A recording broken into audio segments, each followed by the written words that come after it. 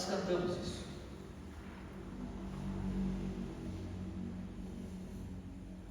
Eu acho que nós cremos porque estamos aqui. Mas eu queria trazer hoje uma palavra baseada na palavra do Senhor, mas também baseado aqui na ideia do hino, do que o hino nos traz, do que nós cantamos há pouco. Por que isso? Esses dias estava em casa e chegou um casal ali. Chegou um casal e parou na porta aqui. Era quarta-feira. Talvez tinha na placa, dizendo que tem culto na quarta. Eu falei, olha, hoje nós não temos, né? Estamos sem culto de quarta-feira, né? De oração. Mas vocês querem entrar um pouco? Eles querem conversar? Não, sim, pastor, tal. Entramos aqui, ficamos, o casal conversou comigo, né? Conversei com eles. E estavam passando alguns problemas, não o casal em si, mas mais especificamente, pelo menos até o que eu entendi, o esposo, né? Com alguns problemas, estava cansado no trabalho, dificuldade para dormir. Conversei com eles, lemos um texto bíblico, oramos juntos aqui, convidei eles para chegarem no próximo domingo, eles vieram, né? Mas depois não mais. Conversei com eles depois, né? Sugeri um tempo de conversa mais pessoal, particular, um tempo de conversa mais, talvez um estudo, alguma coisa nesse sentido, mas ele não me respondeu. O que me parece é que ele não gostou, ou ficou assustado pela pressão, né? O pastor está aplicando uma pressão sobre mim para eu ser membro da igreja. Não é isso. A ideia é nós trabalharmos, conversarmos qual era o problema, né? E aí tentar resolver, né? Ajudar no momento, né? Mas eu não vou resolver, mas é o Espírito Santo, o pastor Inês aqui o fala. Mas o que me parece, irmãos, isso tem sido comum, é que há um pensamento de que ir à igreja não é uma necessidade. Quantos casais, quantas pessoas já chegaram aqui no domingo à noite e a gente vê aquela pessoa e depois nunca mais vê, nunca mais percebemos a sua visita. E acho que até o pastor Ivani falou um pouco sobre isso, porque isso é uma tendência dos dias de hoje. Eu vou à igreja, eu ouço a palavra ali naquele domingo e não preciso mais ir neste mês. E quando eu for, eu vou a outra igreja, eu vou a outro grupo, ouço uma outra palavra, uma outra pegada, né, mais descolada ou mais tradicional, eu não sei, mas eu vou, eclético que sou, eu vou ouvindo. Eu não quero me fixar a uma igreja apenas, eu não quero me filiar a uma igreja, isso é coisa do passado. Será? Nós cantamos esse hino, vamos à igreja. Aqui não tem, perdoe, irmão, eu vou descer aqui.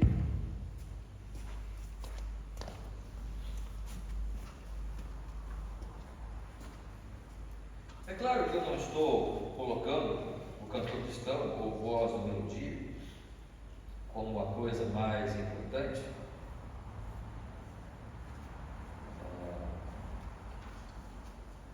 Mas o que eu quero mostrar e dizer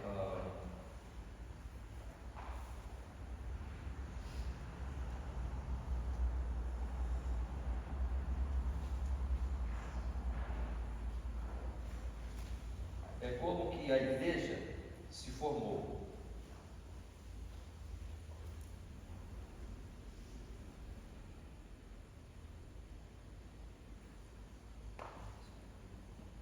Eu estava com voz e melodia e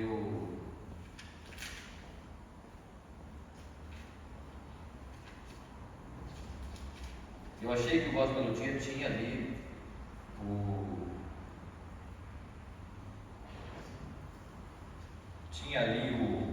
a data, né, do hino, mas não tem. Mas este hino que nós cantamos, em louvores e alegria celeste, quando o povo adorar ao Senhor, ele foi criado pelos idos de 1800 e 1900. Nós temos os nomes daqueles que criaram este hino. Não sabemos exatamente quando o hino foi feito, foi construído, mas ali William Savage Pitts, 1829 a 1913, traduzido por Salomão Luiz, 1867, a 1927. Então, lá pelos idos de 1800, 1900, alguma coisa, esse hino foi feito, ou seja, faz muito tempo. Será que esse hino é aplicável para nós hoje? Este hino que nós cantamos, vamos à igreja, vem sim, vem à igreja comigo, pois vamos servir ao Senhor, pois maior alegria não temos do que ter comunhão em amor. Será que este hino ele é aplicável para nós hoje? Vamos, crentes em Cristo, à igreja, conversar com o nosso bom Deus, escutar os seus ricos conselhos, recolher-lhe as bênçãos dos céus. Com prazer eu aguardo a chegada desse dia do meu Salvador. Nele, pois, a minha alma contente se derrama em ações de louvor. Ó meu mestre divino e amado, eu contigo desejo viver. Tua lei, tua causa e teu povo, quero sempre abraçar, defender. Até onde este hino está falando realmente de um fator congregacional? Está falando realmente da igreja local? Ou está falando do sentimento? Ou está falando da ideia de que todos nós, universalmente, que já recebemos a Cristo como Salvador, fomos colocados na igreja de Cristo espiritual, e não é uma necessidade que eu esteja efetivamente num lugar, num espaço, reunido com outras pessoas paradas? Do que este hino fala? Talvez ele fala de alguma coisa, talvez ele fala disso, da igreja local, de estarmos num local especificamente, num horário pré-determinado ou pré-combinado por aqueles que compõem aquele grupo. Talvez este hino fale sobre isso, mas lá para os anos de 1800, 1900, não para a nossa época. Será? Qual é a realidade? Para nós sabermos isso, o que nós temos que fazer? Jejuar e orar, certo? E esperar que Deus do céu traga-nos uma revelação maravilhosa para nós entendermos as novas orientações e direções para a igreja odierna, para a igreja moderna, certo? Claro que não. A igreja de Cristo é a igreja de Cristo. E como igreja de Cristo, nós precisamos ir à palavra, porque a palavra de Deus não muda, porque Deus não muda. Nós estávamos falando sexta-feira com os homens. Inclusive queria convidar os homens, que estão, eu esqueci talvez dos anúncios, vou falar senão eu vou esquecer. Cada sexta-feira não. A princípio temos feito uma semana sim, outra semana não, um encontro de homens ali na casa do irmão Najib, porque entendemos que é um local mais central, e os homens podem chegar ali. E uma reunião de conversa, de oração, um tempo onde estamos separando ali para orar pelos nossos objetivos, orar por irmãos, orar pela igreja, pelas famílias. Então temos feito esse tempo, queria convidar os homens a chegar. Às vezes eu falo em colocar isso no grupo, colocar talvez mais cedo, mas quero convidar os homens abertamente para estar chegando ali. Quem sabe temos um tempo, nós homens, o Najib e o Fernando não podem fugir, porque o Najib é a casa dele, e o Fernando tem cooperado com o Najib ali no trabalho, então ele não tem como fugir. A gente chega ali, pelo menos eu sei que 2 membros eu tenho ali, 2 homens eu vou ter,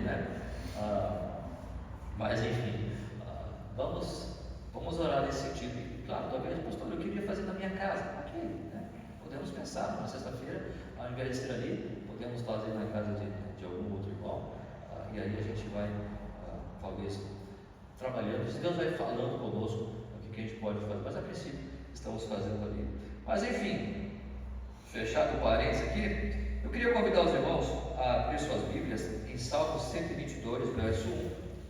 Salmos 122, verso 1, apenas para nós pensarmos nas verdades que o salmista já vem trazendo já de tempos antigos, esta ideia. Salmo 122, 1.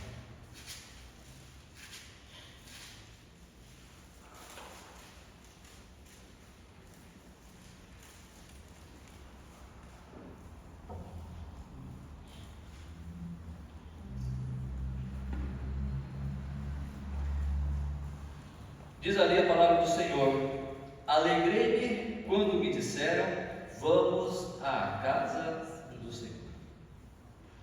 Perceba, irmãos, que esta ideia de sair do recôndito do seu lar, do conforto da sua casa, é uma ideia antiga. Não é uma ideia apenas da igreja. É claro que a igreja não é o Israel do passado, e nem a igreja é uma continuação do tabernáculo, não é isso. Mas há princípios que se adequam, ou que eram observados, tanto no tempo passado do Velho Testamento, quanto também no tempo do Novo Testamento. Percebam que o salmista está dizendo: alegrei-me quando me disseram, vamos à casa do Senhor. E para eu ir à casa do Senhor, e naqueles dias sim, era claro, era verdadeiro, literalmente, no tabernáculo, ali era a casa do Senhor, no templo, ali era a casa do Senhor.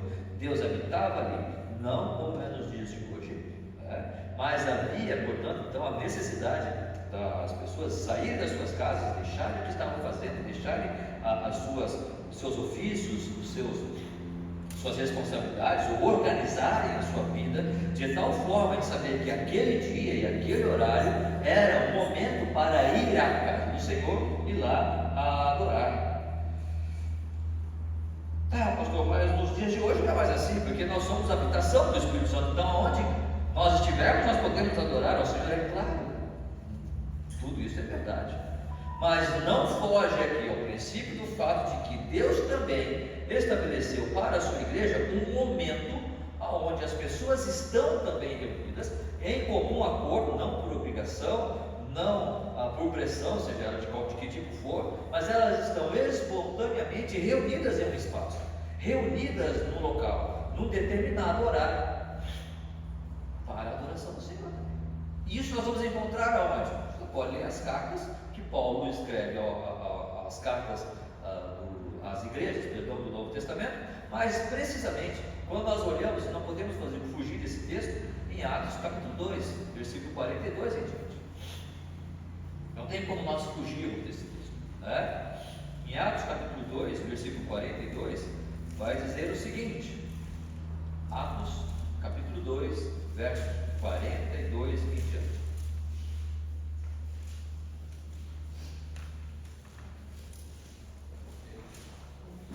Atos capítulo 2, do verso 42 em diante. E perseveravam na doutrina dos apóstolos e na comunhão, no partir do pão e nas orações. Em cada alma havia temor, e muitos prodígios e sinais eram feitos por meio dos apóstolos. Todos os que creram estavam juntos e tinham tudo em comum.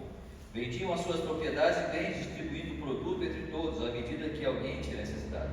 Diariamente perseveravam unânimes no templo, partiam pão de casa em casa, tomavam as suas refeições com alegria e singeleza de coração, louvando a Deus e contando com a simpatia de todo o povo. Enquanto isso, acrescentavam do Senhor dia a dia os que iam sendo salvos. Irmãos, não dá para viver isso aqui pelo WhatsApp. Não dá para viver isso aqui online. Você tem que sair da sua casa. Você tem que... É claro que o contexto aqui também é diferente. O contexto que a igreja primitiva vivia é diferente, porque era um contexto de perseguição. Por isso que eles repartiam seu pão de casa em casa, porque muitas pessoas passavam necessidade por causa da própria perseguição que havia ali, muitas vezes para com os crentes, para com os cristãos. Então, se nós olharmos, por exemplo, para Atos, voltando um pouquinho ali, capítulo 2, versículo 1, quando se dá ali a coisa da descida do Espírito Santo, nós temos aqui Atos 2, versículo 1. Ao cumprir-se o dia de Pentecostes, estavam todos reunidos no mesmo lugar.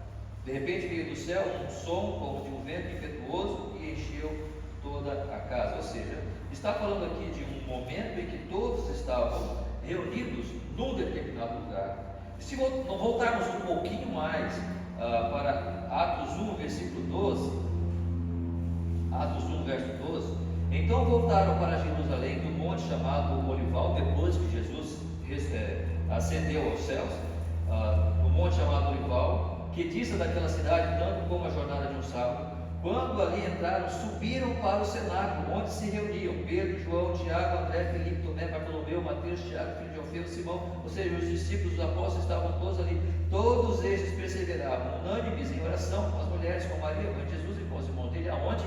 Cada um nas suas casas. Google Meet. Vamos fazer tem Google Meet. Reunião no cenáculo. Eles estavam reunidos no cenáculo. Eles estavam reunidos na igreja, num local, num espaço. E mesmo espaço foi aonde se deu o local onde desceu o Espírito Santo, nesta mesma casa, nesse mesmo espaço, nesse mesmo salão. Ou seja, prova aqui, por A mais B, creio eu, pelo menos pela leitura simples da palavra do Senhor, que ir à igreja, sair da sua casa, ter um comprometimento, um compromisso com o horário, com o espaço, com aqueles irmãos, não é alguma coisa que alguém inventou, não é alguma coisa que alguém, vamos bolar um negócio aqui da hora e vamos agarrar essas pessoas aqui, vamos mantê-las aqui para a gente ganhar dinheiro. Não. Estão fazendo isso com a igreja? Claro que estão. Mas o princípio não pode fugir. O princípio ele segue, o princípio que Deus estabeleceu, dos irmãos em Cristo estarem reunidos para a adoração. E não é porque eu tenho o meu nome arrolado ali no hall de membros. A coisa é maior do que isso. E nós vamos falar um pouco sobre isso. E voltando um pouco ao hino, o que é que a primeira estrofe diz para nós? Se alguém puder, por favor, colocar ali a primeira estrofe daquele hino novo, por favor. Devia ter falado antes, né? Primeira estrofe do hino, o que diz? Tenho gozo e alegria celeste quando vou adorar ao Senhor, com os crentes em Cristo na igreja, quando juntos rendemos louvor. Ora, isso que está falando aqui, quando juntos rendemos louvor, é uma coisa que em 1800 já estava acontecendo, mas não era algo que alguém em 1800 inventou. Isto aqui está embasado na própria, essas palavras, este ânimo, esse desejo de estar juntos, é algo que estava embasado na própria palavra do Senhor, no próprio costume da igreja primitiva. Nós não podemos esquecer isso. Nós não podemos deixar isso. Nós não podemos olhar para isso. Não, a partir deste ano agora, a nossa consciência contemporânea, nós pensamos diferente. Por quê? Nós não pensamos, não podemos pensar diferente daquilo que o Senhor estabeleceu como princípio na sua palavra. Tenho gozo e alegria celeste quando vou adorar o Senhor, com os crentes em Cristo na igreja, quando juntos rendemos louvor. Então a questão é, por que ir à igreja? Esta é a pergunta. Por que eu devo ir à igreja? Primeiro, para prestar adoração ao Senhor. Mais uma vez eu digo, como a gente sempre, mas eu posso adorar a Deus em casa? Claro que pode, é claro, mas o princípio bíblico de adorar a Deus na igreja ou com outros irmãos, ele permanece. A ideia de que eu posso adorar a Deus em casa, sim, é diferente da ideia do Velho Testamento, quando diz, alegrei-me quando me disseram, vamos à casa do Senhor, e ali sim, na casa do Senhor eu vou adorar, na casa do Senhor eu vou estar em contato com Ele. Hoje na igreja é diferente, claro, sabemos que é diferente, mas o princípio de ir à igreja não morreu, porque a igreja primitiva fazia isso. Não é apenas uma visão testamentária. E quando nós olhamos para Colossenses capítulo 3, 16, Colossenses capítulo 3, verso 16, Paulo vai falar à igreja exatamente sobre isso. A carta de Paulo aos Colossenses capítulo 3, verso 16, o que vai dizer ali? Habite ricamente em vós a palavra de Cristo, instruí-vos e aconselhai-vos mutuamente em toda a sabedoria, louvando a Deus com salmos e hinos e cânticos espirituais, com gratidão em vosso coração. Tá bom, pastor, nós podemos fazer isso na casa do outro, mas não precisamos ter exatamente um local. Será que não? E o que diz Efésios 5,19? Efésios 5,19.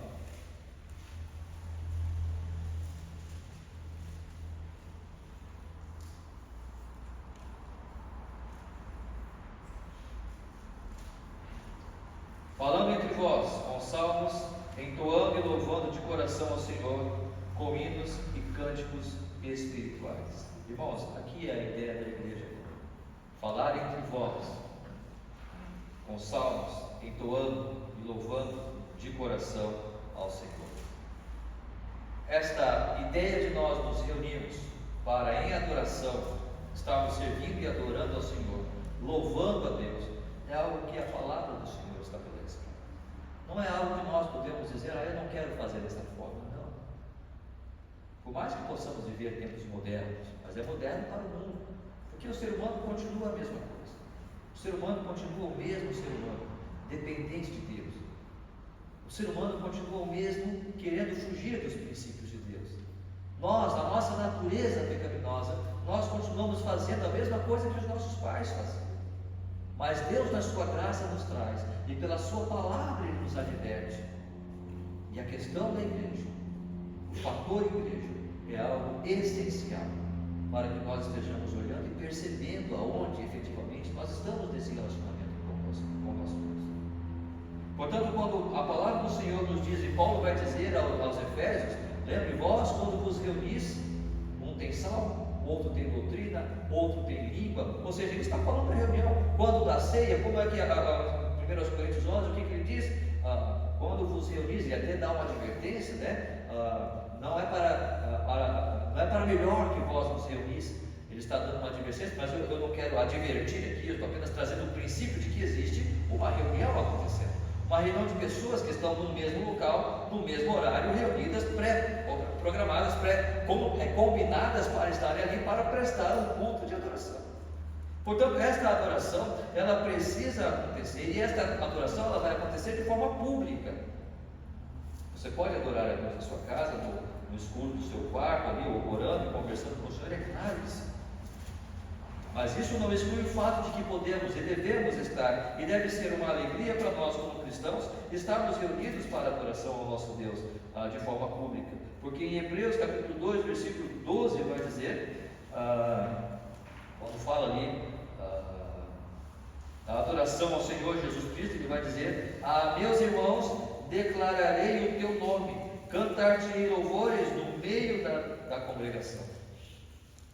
É claro que ele está trazendo uma ideia do Velho Testamento, porque Hebreus é para os judeus, mas o livro de Hebreus é para a igreja, para os judeus que estão dispersos e precisam de orientação mediante a perseguição que eles estavam enfrentando.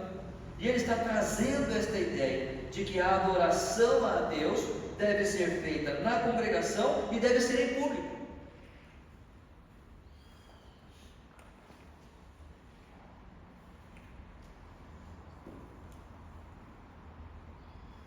Portanto, não podemos fugir desse fato. A palavra do Senhor nos orienta, nos exorta, nos anima. Agora, percebam o que diz o primeiro. Deixa eu tirar aqui. Obrigado. Tenho gozo e alegria celeste quando vou adorar o Senhor. Perceba na expressão que o autor do livro está trazendo. Eu tenho gozo e alegria celeste. Este gozo e alegria celeste não é algo que eu posso produzir. O melhor pregador pode vir aqui e você vai se animar com ele na primeira semana, no primeiro domingo, na primeira pregação, na segunda, na terceira, mais um dia. Se este gozo e alegria celeste não estiver no meu coração, no seu coração, você vai casar. Falei esses dias sobre um irmão, nós fomos visitá-lo, já faz um tempo isso, né? Disse, irmão, não tem mais chegar.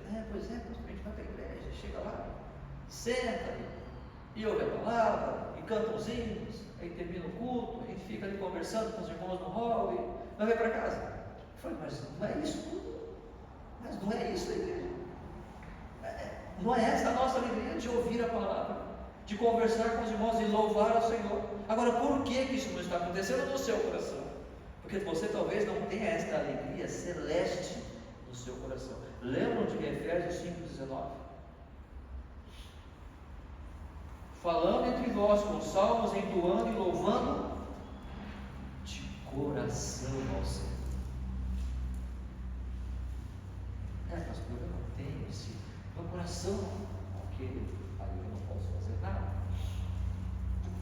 Porque quando o seu coração é afetado, é transformado, quando o meu coração é transformado pela pessoa do Espírito Santo, é uma alegria para eu me reunir com os. Mas eu não estou sentindo isso, então trata o seu coração.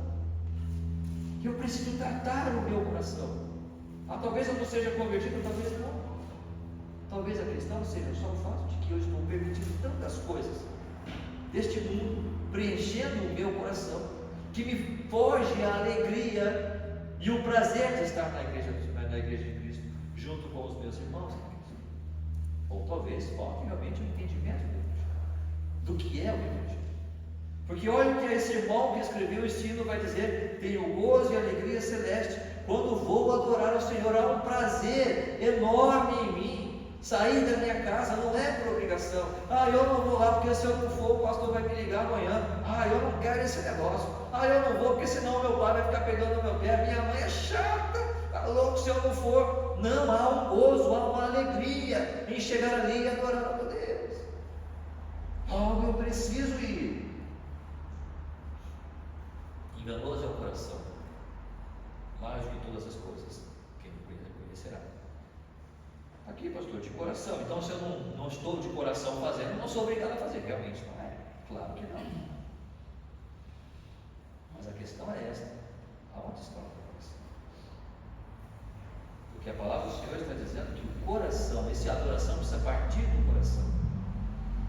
E quando nós olhamos para a igreja em Atos 2, capítulo 42 em diante, nós vamos olhar ali no versículo 46, Atos 2, 46, diariamente perseveravam unânimes no templo, partiam pão de casa em casa e tomavam suas refeições com alegria e singeleza de coração. Havia uma alegria em fazer aquilo. A igreja primitiva estava totalmente envolvida na ideia de adorar e estarem juntos. Agora isso vai acontecer com uma transformação de coração. Tem um louvor que nós cantamos: vamos adorar a Deus, vamos adorar seu nome, vamos adorar a Deus.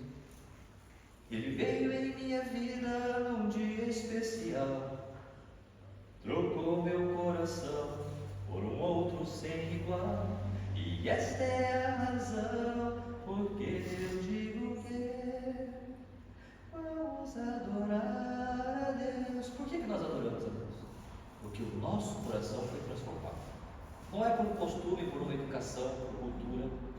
Eu estou adorando a Deus porque o meu coração um dia foi transformado. Transformado por quem? Pela pessoa do Espírito Santo. Tenho gozo e alegria celeste quando vou adorar o Senhor.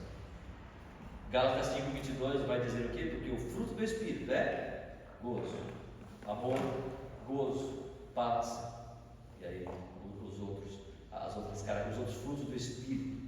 A alegria celeste, esta alegria que nós temos, ela tem que partir de Deus. Portanto, o culto ao Senhor, sim, é um culto de adoração pública, um culto de reunião pública, onde nós podemos adorar o Senhor. Mas para fazermos isso é necessário que, antes de mais nada, o meu coração tenha sido transformado.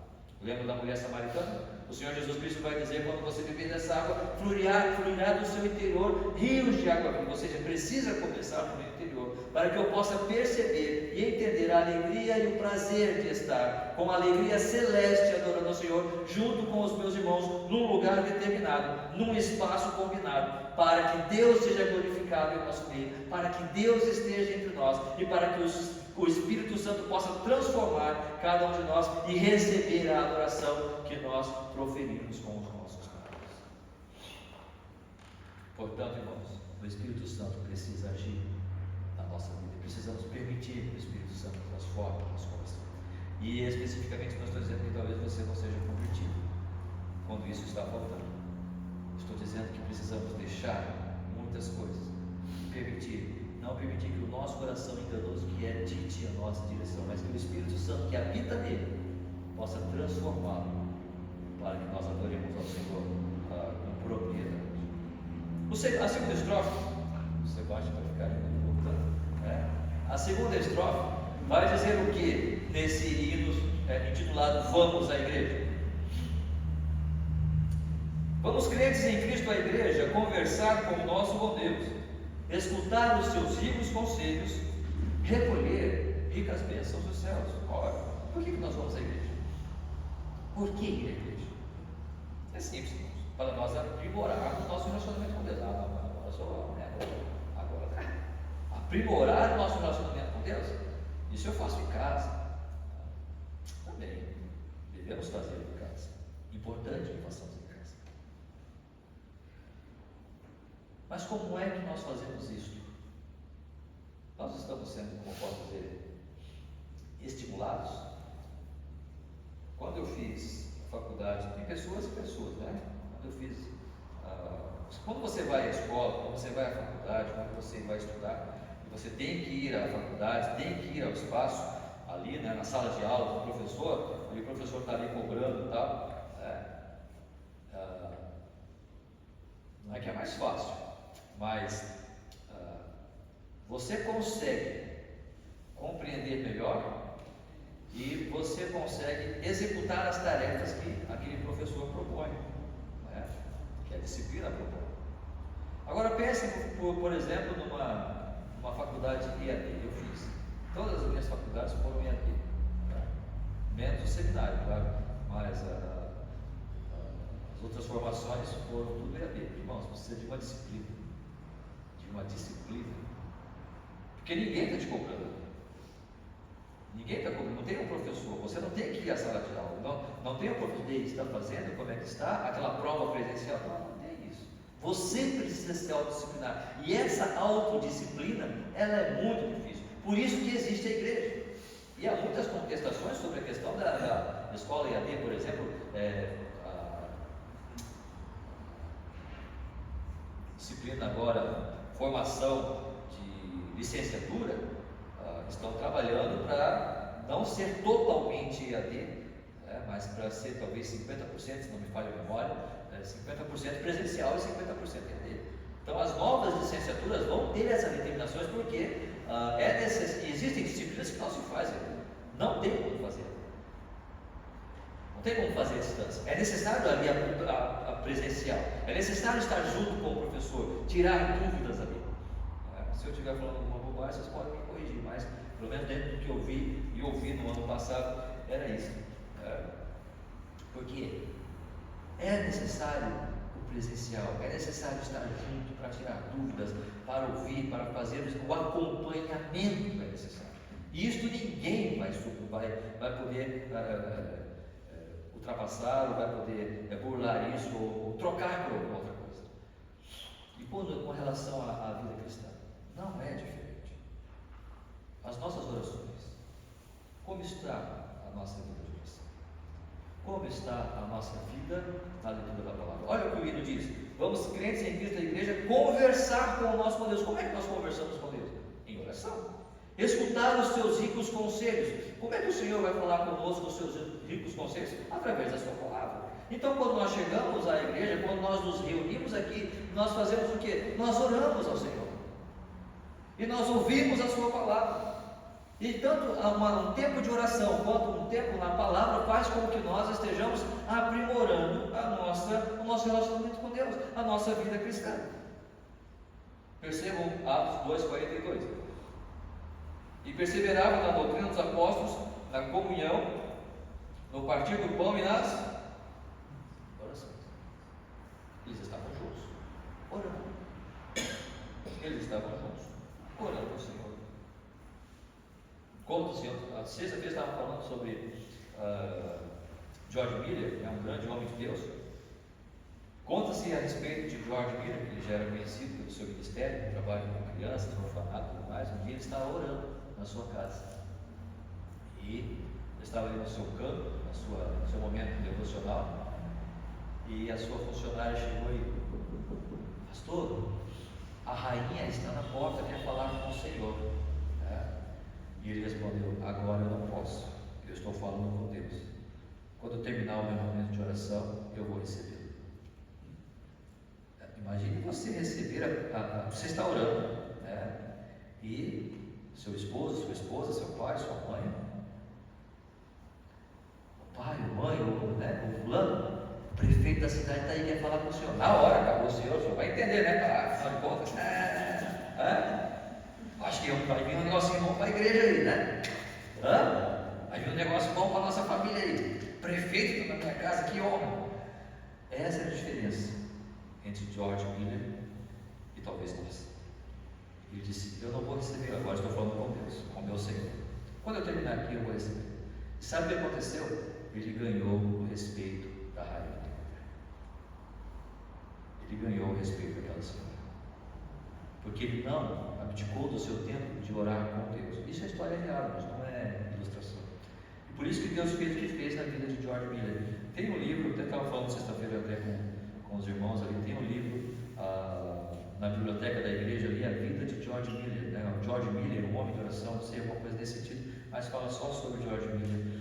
Mas é importante nós pensarmos algumas biografias de homens como esse, para vermos. E tem um outro livro também, O Poder através da Oração, é um livreto pequeno, e é muito importante, é muito bom falarmos ou pensarmos na vida de oração destes homens. Eu não estou falando apenas de um período da história. Você pode pensar em Daniel, você pode pensar em Paulo, você pode pensar em tantos outros homens que viveram uma vida de oração.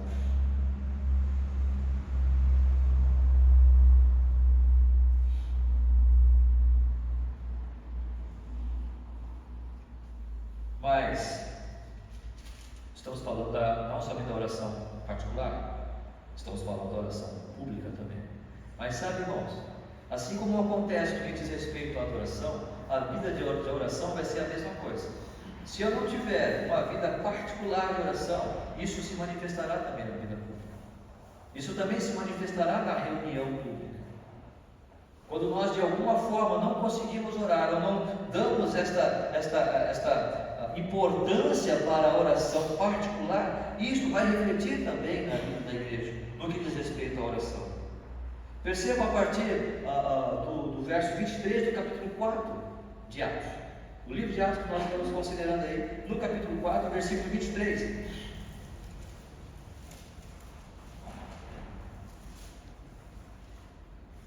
Uma vez soltos, procuraram os irmãos e lhes contaram quantas coisas lhes haviam dito os principais sacerdotes e os anciãos.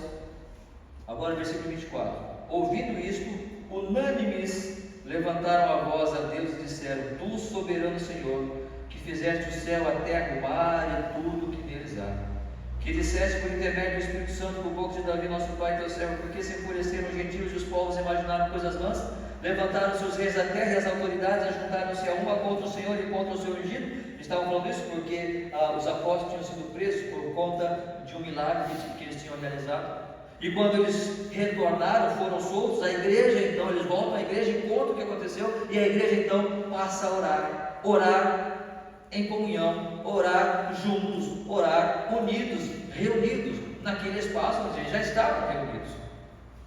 Versículo 27, porque verdadeiramente se ajuntaram nessa cidade contra o teu santo servo Jesus, ao qual ungistes Herodes e Pôncio Pilatos com gentios e gente de Israel, para fazerem tudo o que a tua mão e o teu propósito predeterminaram. Agora, Senhor, olha para as suas ameaças e concede aos teus servos que anunciem com toda a intrepidez a tua palavra, enquanto estendes a mão para fazer curas, sinais e prodígios por intermédio do nome do teu santo servo Jesus. Tendo eles orado, versículo 31, tremeu o lugar onde estavam reunidos e todos ficaram cheios do Espírito Santo e com intrepidez anunciavam a palavra de Deus. Eles estavam numa igreja, num espaço, numa sala, reunidos, juntos, orando: Senhor, liberta-nos, Senhor, me dá aquela casa nova, Senhor, me dá aquela namorada, aquele namorado, Senhor, abençoe meu dia amanhã. Isso pode fazer parte da nossa oração, claro que pode, mas não é isso que ele está falando. Agora, Senhor, versículo 29, olha para as suas ameaças e concede aos teus servos que sejam soltos. Olha para as suas ameaças e concede aos teus servos que anunciem com toda a intrepidez a tua palavra. A palavra do Senhor estava na oração daqueles irmãos. O desejo deles era estar reunidos para buscarem o Senhor em oração, para que eles pudessem servir mais e melhor ao Senhor. E este é a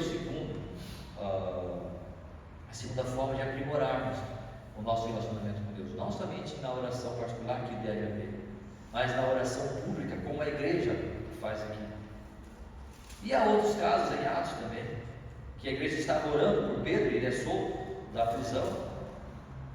Nós nos lembramos disso.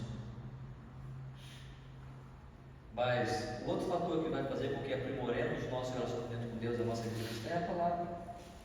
Olha o que diz, voltando, Atos 2, 42, e perseveravam na doutrina dos apóstolos. O que é a doutrina dos apóstolos? A palavra do Senhor.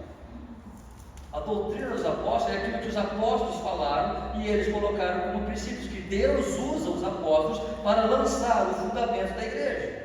Lá em Efésios capítulo 2, versículo 20, nós vamos ver isso, que os fundamentos da igreja foram lançados pelos apóstolos, ou seja, as palavras dos apóstolos serviram como princípio para conduzir. Mas o fundamento da igreja não é Cristo, pastor? Não. O fundamento, Cristo é a rocha sobre a qual a igreja está fundamentada.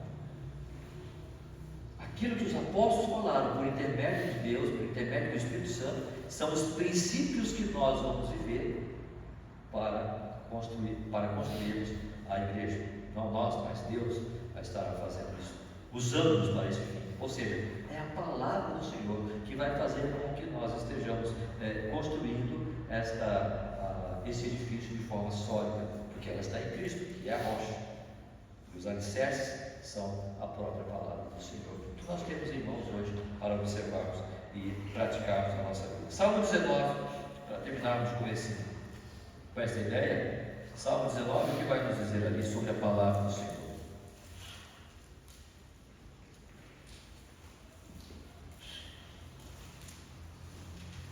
A partir do verso 7, Salmo 19, a partir do verso 7, a lei do Senhor é perfeita e restaura a alma, o testemunho do Senhor é fiel e dá sabedoria aos simples.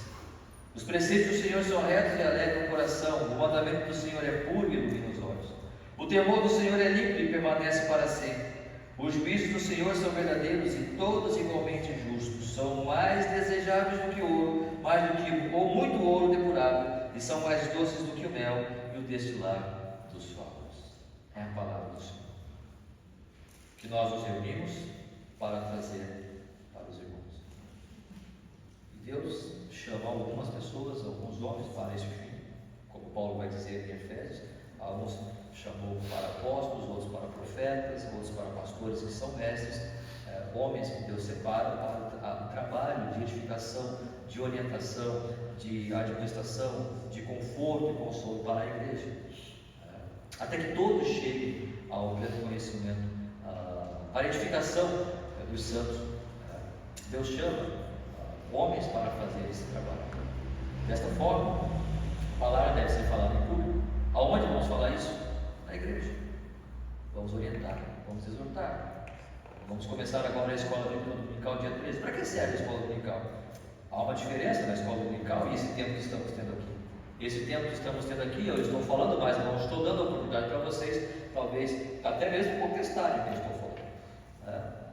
Mas na escola dominical nós podemos fazer isso com todo respeito, com todo temor. Mas não, pastor, eu não entendi. O que eu não entendi? Não entendi. Pastor, eu não concordo. Por que você não concorda? Porque aquele texto. Então vamos lá. Esta é a riqueza da escola dominical. Por isso que é gostoso a escola dominical. E para isso precisamos estudar. Exatamente para nós termos essas conversas. E na divergência até podemos caminhar.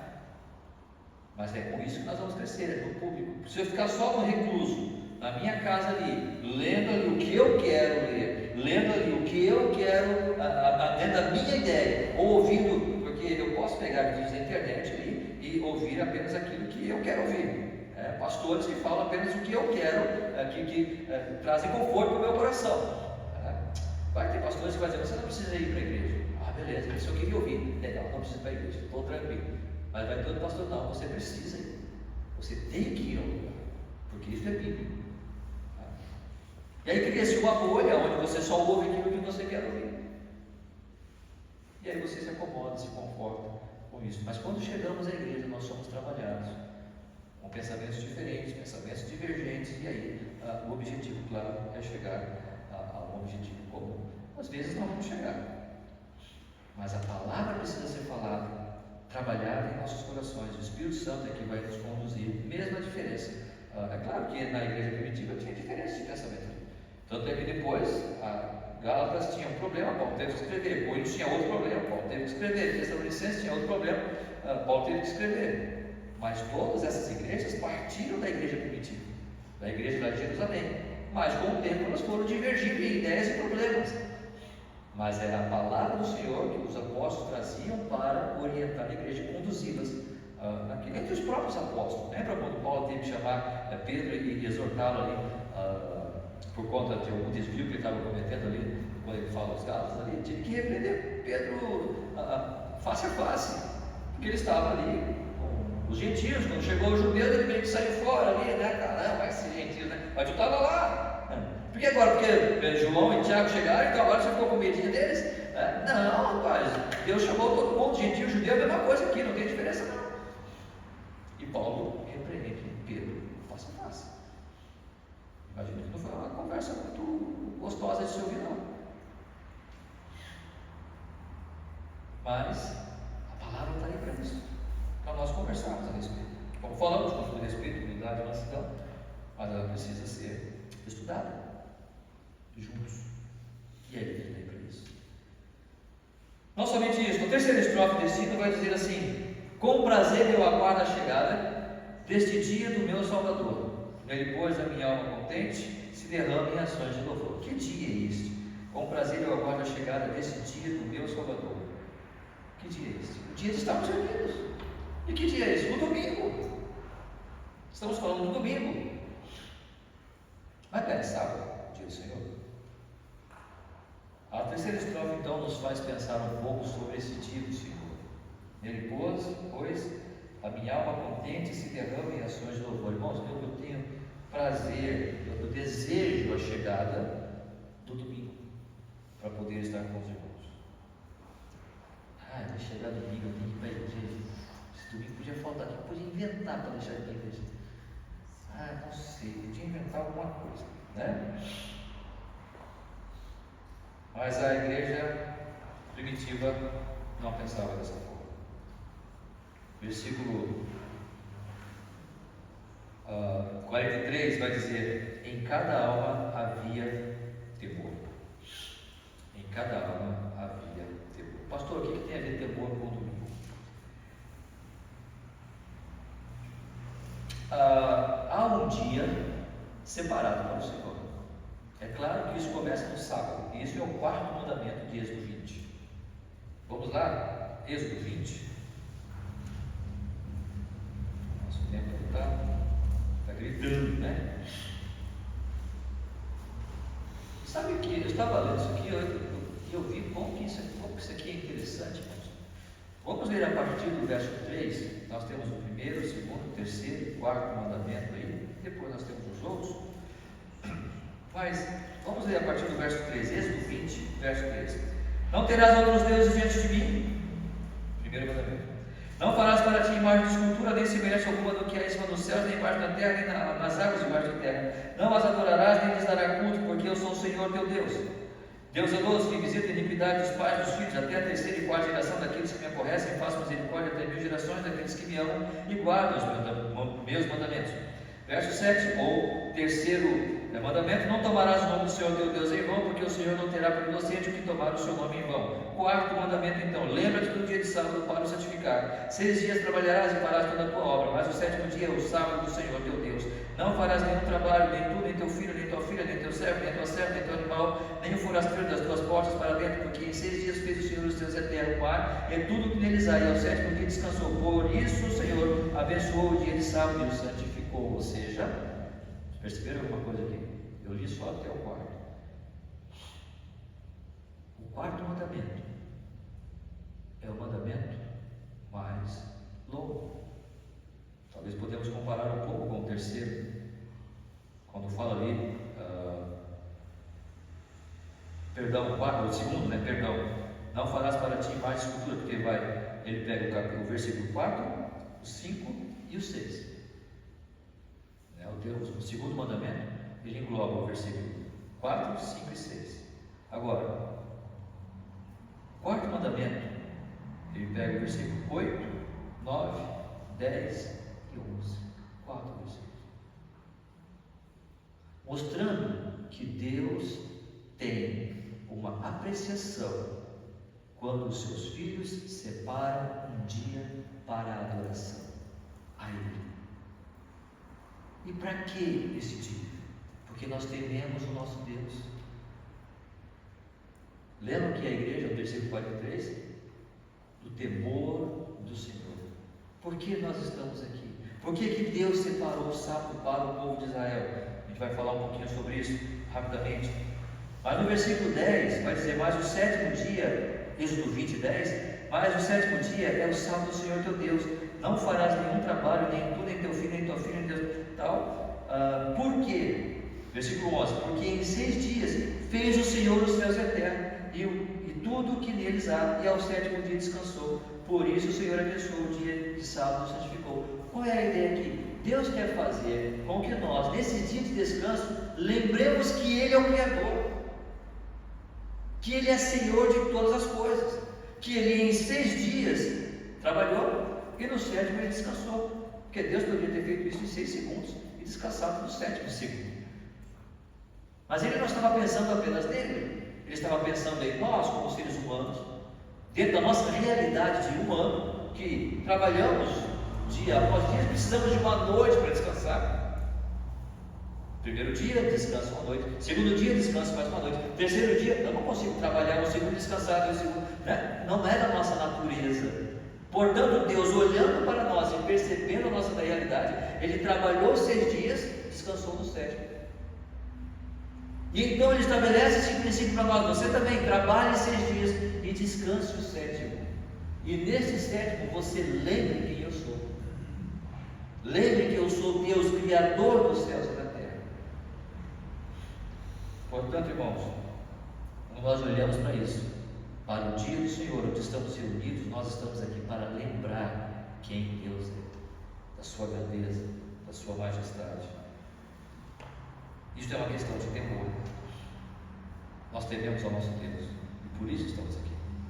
E não somente isso, para o nosso próprio bem, para o descanso do nosso corpo.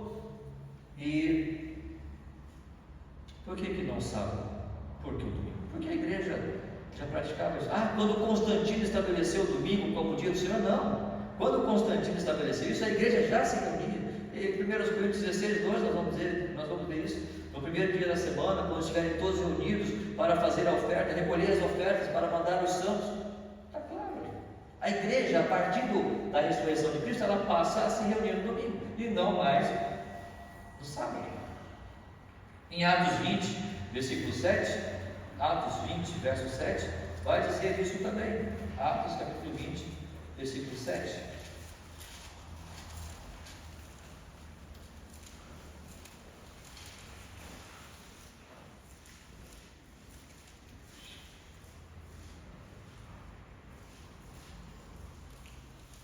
No primeiro dia da semana, estando vós reunidos com o fim de partir o pão, Paulo, que devia seguir viagem no dia imediato, exortava-os e prolongou o discurso até meia-noite.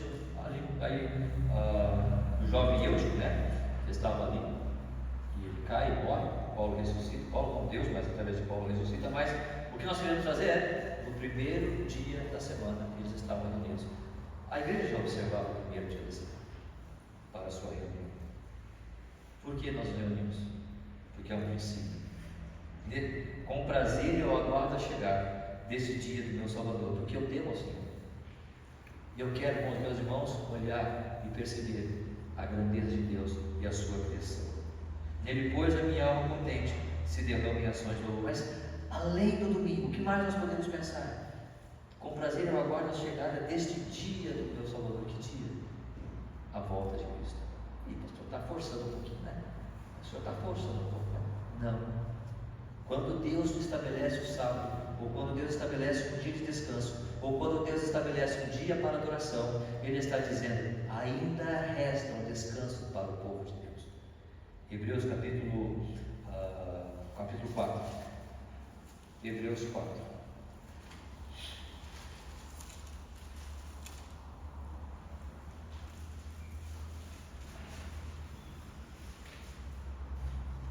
Hebreus 4, verso 1. Temamos, portanto, que sendo-nos deixada a promessa de entrar no descanso de Deus, suceda parecer que alguns de vós tenha falhado, porque também a nós foram anunciadas as boas novas, como se deu com eles, mas a palavra que ouviram não lhes aproveitou, visto não ter sido acompanhada pela fé naqueles que ouviram. Nós, porém, que cremos, entramos no descanso, conforme tem dito. Ele vai voltar lá no passado para dizer: assim jurei na minha ira, não entrarão no meu descanso aqueles que não obedeceram, aqueles que não observaram a fé do Senhor, que no deserto não foram fiéis. Deus vai dizer: não entrarão no meu descanso. Mas está falando da terra, pastor, está falando da Palestina. Vamos chegar então onde nós queremos. Embora certamente as obras estivessem concluídas desde a fundação do mundo, porque em certo lugar assim disse no tocante ao sétimo dia, e descansou no sétimo dia de todas as obras que fizeram. Ou seja, Deus faz alusão ao dia em que ele descansou depois de toda a obra, e também remete ao povo que pela fé, ou pela falta de fé, não entraram no descanso de Deus na Palestina, naquela terra que Deus tinha prometido. E o que ele diz no versículo 9? Portanto resta um repouso para o povo de Deus. Eles não entraram na Palestina, e o autor de Hebreus faz referência ao dia que Deus descansou, ao sábado, ou seja, ao dia de descanso, que agora a igreja passa a observar como sendo domingo. Não foi Constantino, a igreja passa a observar o domingo. E o que é que nos lembra o domingo? O descanso de Deus. Que descanso é esse?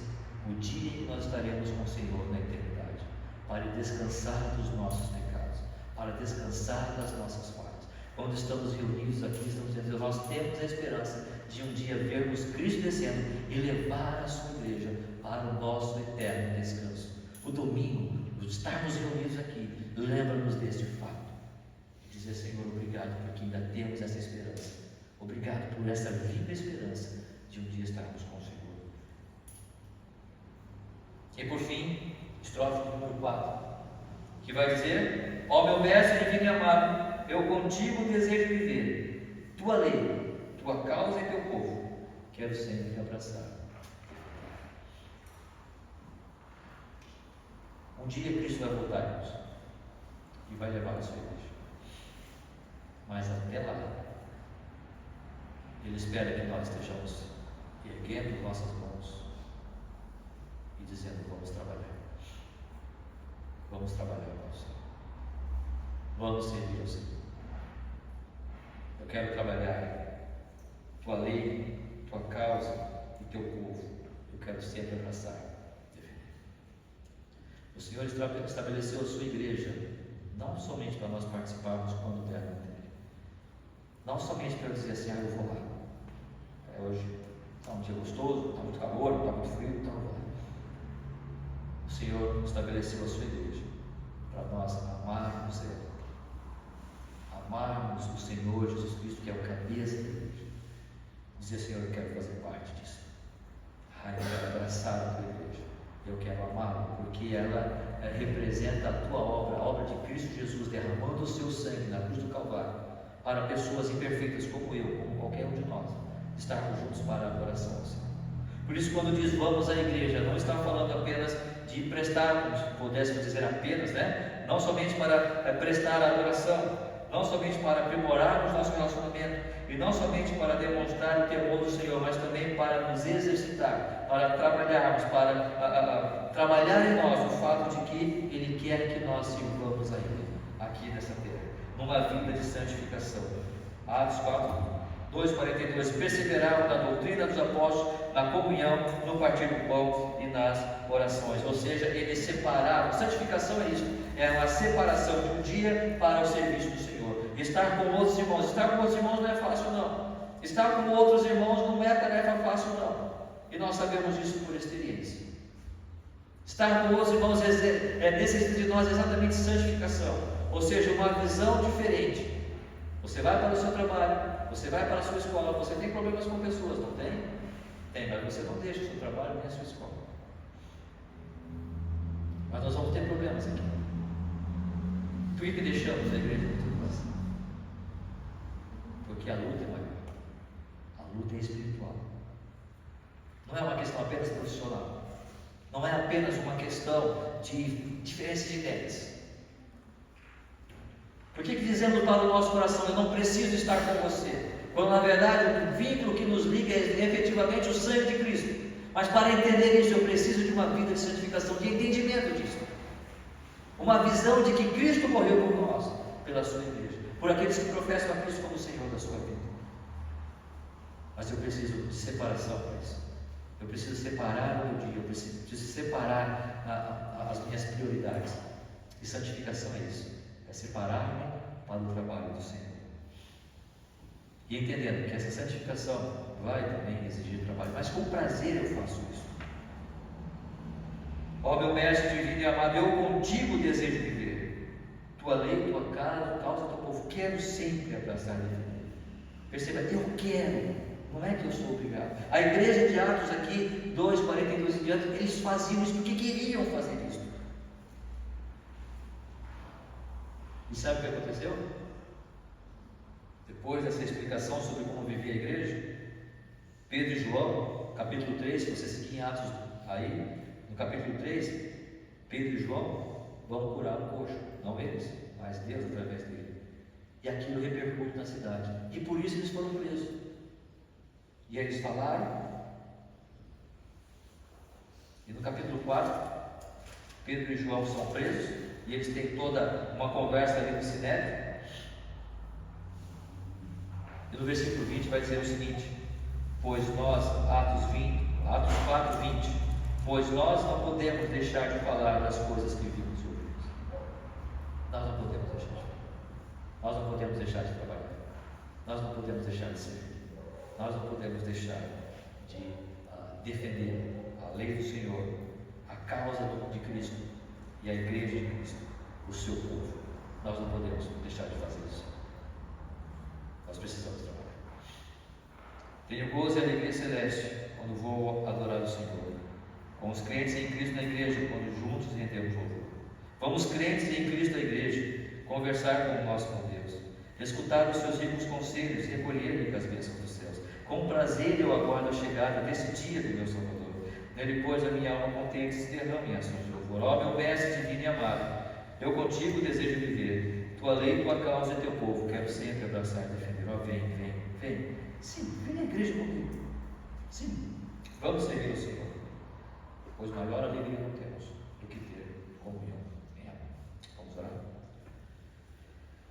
Nosso Deus, nosso Pai, muito obrigado, Senhor, pela tua palavra, muito obrigado por vida de irmãos e viver esta fé em esperança, deixando, ó Deus, muitas vezes aquelas coisas que eram viáveis e eram confortáveis, mas pela alegria que o Teu Santo Espírito imprimiu em seus corações, eles viveram a vida da igreja, para a Tua honra, para a Tua glória, para o Teu nome. Ó Deus, que a Tua palavra possa entrar em nossos corações, e assim possamos servir-te, ó Pai.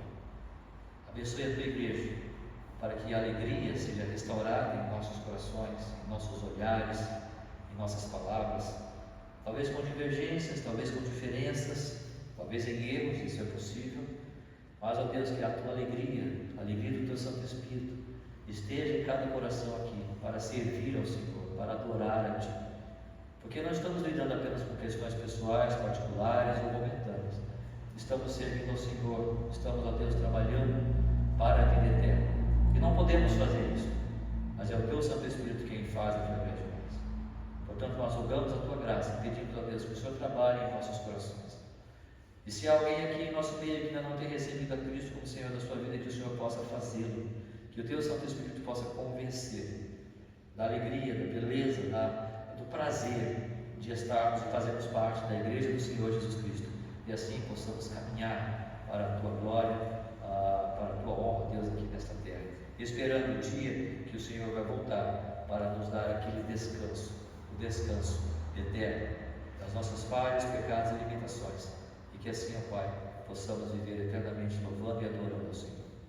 Abençoe, Deus, agora o nosso tempo, o nosso almoço, todos aqueles que ficarão para em comunhão estarmos aqui conversando e passando esse tempo juntos, ó Deus.